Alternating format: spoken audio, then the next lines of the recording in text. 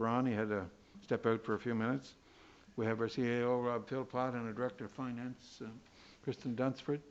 And we have Greg Goody, our Director and electrical engineer. And we have Aaron McDonald, our Technical Services Engineer, and Linda Stevenson from Tech Services. And I believe at this point, is there a motion to approve the agenda? Moved by Councillor Ramsey and seconded by Deputy Mayor McColman. All in favour? Thank you, and welcome to our viewers on YouTube. And as you can see, we're all following the provincial health regulations. And I know the sound is probably muffled because of these masks, but we'll try and speak fairly loudly and so we can hear. So at this point, I'll turn it over to the chair, Councillor Brian McFeely. Thank you, Your Worship. Sir. Thank you, Your Worship. And if my glasses don't fog up, I'll read through the process here. So we have a discretionary use application for 156 Summer Street. In the background, an application was received from Leslie and Gary Lloyd for 156 Summer Street, PID number 309344. This application requires council approval to allow a tourism establishment in as a discretionary use in a medium-density residential R3 zone. The applicant is proposing to operate a 5 to 6 room inn and intends to live on the property. The tourism establishment includes a bed, breakfast, inn, motel, hotel, tourist home, and vacation rental property. Means an establishment that is used as an accommodation of paying guests for a continuous period of less than 1 month, and in which breakfast and meals may also be served to those guests as licensed for such use by the province under the Tourism Industry Act, RSPEI 1998, and Cap T-33. A tourism establishment includes inn means a building offering individual overnight sleeping units or suites in excess of 3, where meals may be provided by the proprietor. And the map is attached to Your Worship showing the subject property. This application was advertised in the November 6th edition of The Guardian, and letters were mailed to property owners within 60 meters or 200 feet of the subject property. So now is the time in the meeting where we would invite the applicant to make comments. We did receive written comments from the Lloyds on the next page, and I'll read that into the record, Your Worship. Go ahead. Our names are Leslie and Gary Lloyd, and we are currently in Harrogate, North Yorkshire in the UK. We wish we were there in person at the meeting with you all, but unfortunately COVID-19 is preventing us, like the rest of the world, from traveling. Probably watching on YouTube, or they will be able to.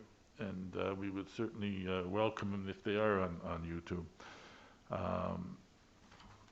We are making the exciting move from England to your beautiful island. We have spent over a year looking to purchase an established inn. Unfortunately, we could not find an established business that was the perfect fit for our requirements. We have, however, recently purchased what we feel is the perfect solution for our future business, 156 Summer Street, Summerside.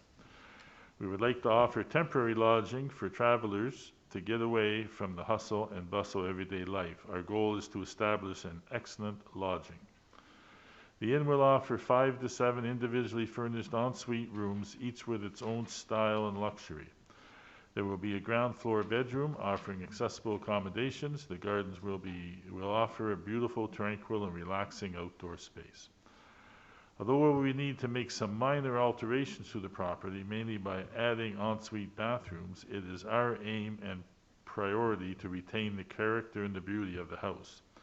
We also want to ensure that the property is cared for and remains in excellent condition, both inside and out. As this beautiful house will also be our home, we will be on site at all times to ensure the safety, upkeep, and general day-to-day running of the inn.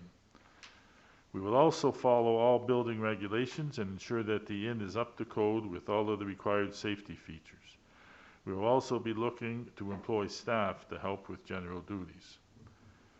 being positioned next door to an established business, standing in large grounds with a large parking area, which will adequately provide ample off-street parking for ourselves and guests. We are confident that our inn will not cause any disturbance, disruption, or inconvenience for any other residents.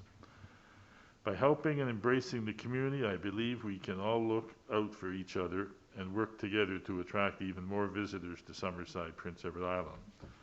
Our proposal is one of total long-term commitment. It will be a life-changing opportunity for us, and one which we are entering into with complete enthusiasm and also realistic competence. Our backgrounds are filled with practical and educational experience. We have spent the last 30 years building successful businesses in England, and the time is now right for us to spread our wings and share our passion and compassion for working with people. Gary is a qualified heating engineer and plumber, and Leslie has been a teacher for 32 years. Our fixed roof accommodation will be unique. Our atmosphere will be one of openness, friendliness, and our goal would be to personalize the experience so our guests remember us and become our brand ambassadors. So with that, Your Worship, it's now the time that we would invite any comments from the public. We have no members of the public present this evening. We haven't received any written submissions. No, nothing in writing. We had two phone call, one in-office visit from a neighbor, Sandra Zarvi, who was just wanted clarity on whether this was actually a zoning change. So explained to her that the zoning would not change; it's discretionary use only. And another call from Hal Skierman today, and he had the same concern, basically the rezoning, wanting to know if it was a rezoning or a discretionary use. So we just clarified that as well. Yeah, and I also had a brief discussion with Hal Skierman. In fact, I think I made a suggestion that he should contact you to get clarity on a few things. So with that, we'll move on and with the explanation of the process. So in order to process a discretionary use, the following steps are required. Number one, the discretionary use is read at a public meeting, and that took place this evening. Two, the planning board reviews the application and prepares a recommendation to council. The next planning board meeting is scheduled for December 1st at 5 o'clock, so this will be on the agenda there. Three, the discretionary use is read to be adopted by council. The resolution will be either carried or defeated by vote of council. So steps 2 and 3, step 3 would take place at council's second meeting on the 21st of December at 6:30. Please note that in accordance with section 5.20 of the city zoning bylaw, any person who is dissatisfied by a decision of council in respect to the administration of this bylaw may appeal council's decision within 21 days to the Island Regulatory and Appeals Commission, IRAC. And that, Your Worship, ends my portion of the public meeting.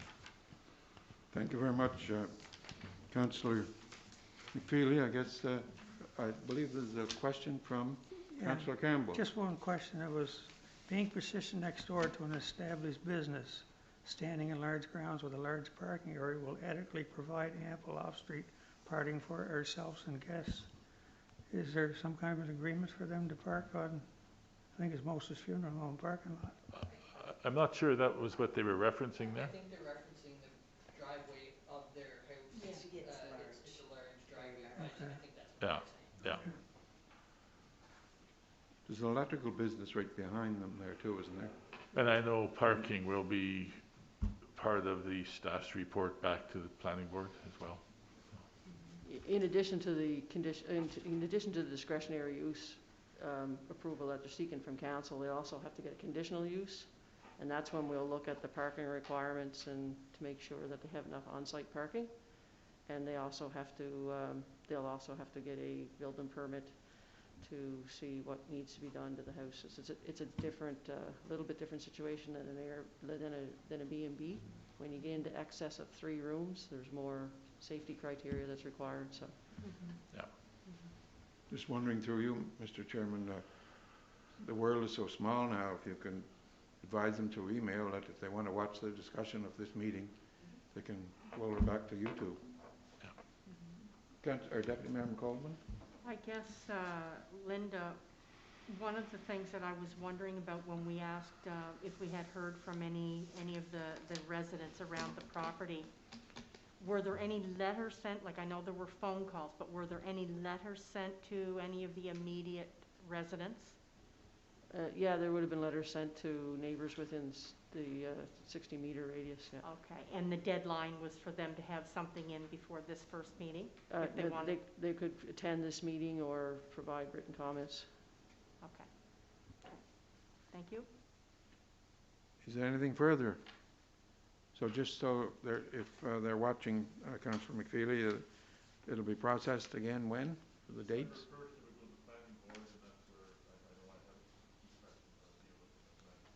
December 1st at what time? So 5 o'clock. maybe, Linda, you could advise them that if they want to, if they obviously can't be here, but they can pick it up at 5 o'clock and it'll be live on YouTube. Anything further? That's all the items we have on the agenda? Pardon? Okay, is there a motion to adjourn the meeting? Moved by Councillor McFeely and seconded by Councillor Adams. All in favor? Aye. Contrary, nay, carried. Thank you very much, and meeting adjourned.